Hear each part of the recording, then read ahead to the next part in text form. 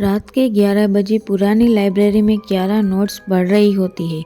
ऊपर की मंजिल से धीमी धीमी फुसफुसाहट की आवाज़ आती है। वो सोचती है शायद कोई स्टाफ होगा। क्यारा सीढ़ियाँ चढ़ते चढ़ते नोटिस देखती है। इस फ्लोर में प्रवेश वर्जित है। 1999 में हादसा हुआ था, लेकिन फुसफुसाहट और तेज़ हो जाती है। टेबल पर धूल में दबी एक पुरानी डायरी पड़ी होती है। पहला पन्ना खुलते ही लिखा होता है, जो ये पढ़ रहा है उसने मुझे जगा दिया है। पीछे बुक सेल्फ अपने आप हिलते हैं। क्यारा घबरा कर पीछे हटती है। सेल्फ के अंदर से एक काली आंख उसे देख रही होती है। अचानक लाइट्स बंद।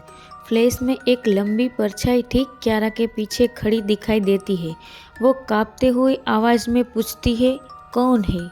डायरी अपने आप बंद हो जाती है और आवाज़ आती है, जिसे पढ़ा वही आखिरी पन्ना बन जाता है।